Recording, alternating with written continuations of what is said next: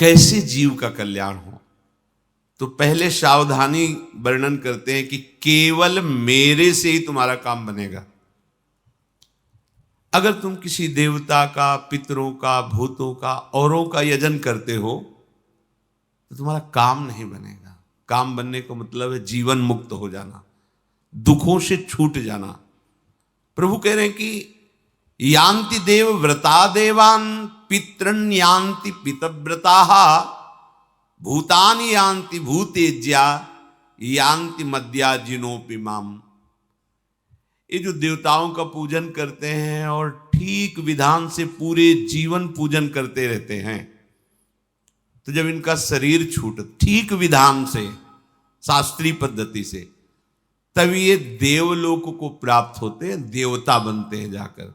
और ये बने हुए देवता स्थायी देवता नहीं है। थोड़े दिनों में उनके सुकृत नष्ट हो जाते हैं, फिर मृत्यु लोग है, तो काम बना नहीं ना।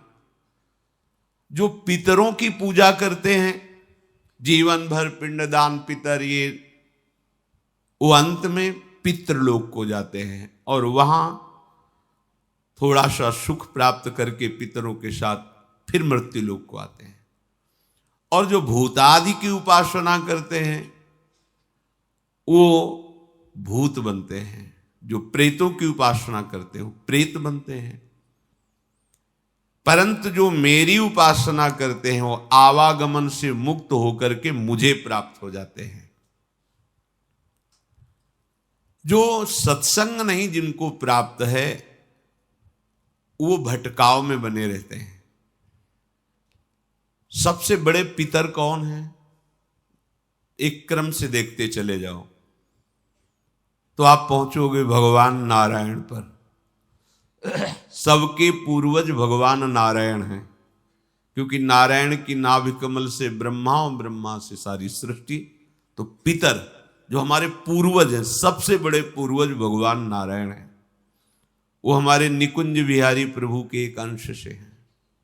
उनके भी अंशी बिहारी जो महाराज हुए नवनिवृत्त निकुंज में प्रिया प्रीतम जो विहरण करते रहते, दूरे सृष्टि आदि वार्ता, सृष्टि की सेवा में भगवान नारायण श्री हरि विष्णु स्वरूप से पालन करते हैं। ब्रह्मा जी सृजन करते हैं और भगवान शिव लय करते हैं। ये सेवा है। पर नवनिवृत्त निकुंज में ये युगल जोड़ी सदैव रस बिलसती रहती है। सृष्टि की कोई भी वार्ता या चिंता नहीं। सृष्टि का कार्य भगवान नारायण विष्णु, भगवान ब्रह्मा जी और भगवान शिव करते हैं। तो सबसे पूर्वजों के भी पूर्वज हुए जाकर के श्री बिहारी जी महाराज, इन्हीं से सबका प्रादुर्भाव हुआ है। अगर इनके चरणों की पूजा हो गई तो सब पितरों की पूजा हो गई और सब देवों के देव महादेव कहा जाता है उनको, महादेव।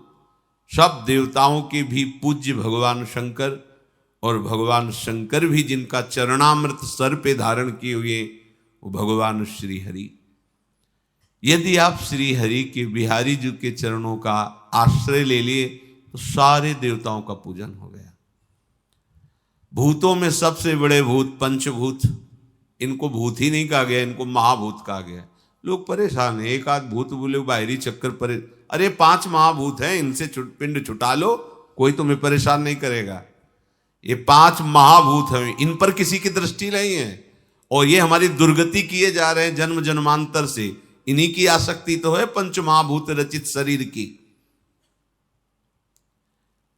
इसको श्री भगवान ने अपने आप से अपने आप में रचा है, ध्यान रखना। इसे अपरा प्रकृति कहते हैं। पंच महाभूत मन बुद्धि अहंकार, ये अष्टधा अपरा प्रकृति है और ये स्वयं भगवान ही है। यदि भगवान की पूजा कर ली तो जितने चराचर में भूत हैं पंच महाभूतों सब की आराधना हो गई। राधा वल्लभ ध्याय के और ध्याइये कौन, व्यास ही देत बने नहीं बरी बरी प्रतिलोन। जैसे एक एक पकौड़ी में नमक नहीं मिलाया जाता, पूरे फेंट में मिला दिया गया, हर पकौड़ी पे पहुंच गया। ऐसे ही यदि करुणा निधान प्रभु श्री लालजू महाराज की आराधना हो रही, प्रियाजू की आराधना, सब चराचर जगत की हो रही। एकादशी स्कंद में वर्णन है कि जो भगवान श्री कृष्ण की आराधना में तत्पर है वो समस्त ऋणों से मुक्त हो गया। पितृ ऋण, देव ऋण, ऋषि ऋण, मातृ ऋण, सब ऋणों से मुक्त हो गया। पर जिनको सत्संग नहीं मिला वो अपनी कामना की पूर्ति के लिए ऐसी आराधना करते रहते हैं। पिंड देने मात्र से पितरों का कल्याण नहीं होता। यदि अपने पितरों का कल्याण चाहते हो तो भगवान का भजन करो। सब पितर, जब कोई भगवान का भक्त पैदा होता है, नारद जी ने अपने भक्ति सूत्रों में वर्णन किया है, तो पितर ताल ठोकते हैं पितर लोक में, अब मेरे कर्म मुझे बंधन में नहीं डाल सकते, परास्त नहीं कर सकते, क्योंकि मेरे कुल में भगवान का नाम जापक भक्त पैदा हो गया। वो ताल ठोकते, आनंदित होते, नाचते, अब मेरा उद्धार हो जाएगा क्योंकि भगवान का भक्त।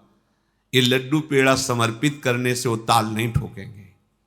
राधा राधा, राधा वल्लभ, श्री हरि ऐसे नाम बोलोगे, भगवान नाम जप करोगे तो पितर ब्रह्म स्वरूप हो जाएंगे, भगवत स्वरूप हो जाएंगे। हमारी चित्त वृत्ति प्रभु के चरणारविंद में जब तक नहीं लगेगी तो कुछ भी कर लो। गोस्वामी जी ने बहुत शोध कर बात कही।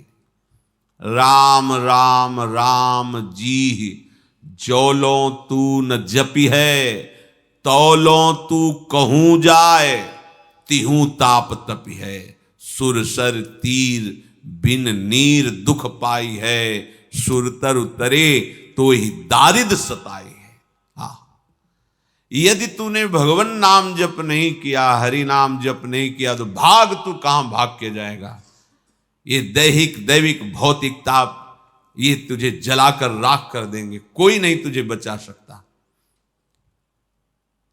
तो हमारा मनुष्य जीवन ऐसा नहीं मिला है कि हम कहीं ऊंचे पदों में जाएं फिर खोपड़ी के बल नीचे गिरे, नहीं। हमको एक ऐसा मार्ग चयन करना है कि फिर मेरा आवागमन न हो। सदैव भगवान के नित्य धाम के हम वासी हैं, बिछुड़ गए माया के आकर्षण में।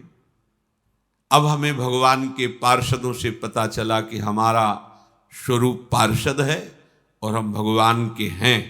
अब हमें वापस चलना है, कहीं भटकना नहीं।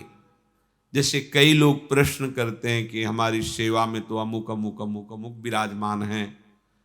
अच्छा है, प्रारंभिक साधना यहीं से प्रारंभ होती, सबकी होती है यहीं से। पर भक्ति का रंग नहीं आएगा, भक्ति का रंग आएगा एक पर आने पर। गुरु प्रदत्त नाम, गुरु प्रदत्त रूप, गुरु प्रदत्त उपासना पकड़ लीजिए, सीधे भगवत प्राप्ति के मार्ग में आगे बढ़ जाएंगे। तो आपको लगता है मुझे भगवत प्राप्ति नहीं चाहिए, तो जो चाहिए, शांति चाहिए, सुख चाहिए, उन्नति चाहिए, लाभ चाहिए, सब कुछ। जब दुर्लभ बात भगवत प्राप्ति हो जाती है तो ये सब मायाकृत बात क्यों नहीं पूर्ण हो जाएगी।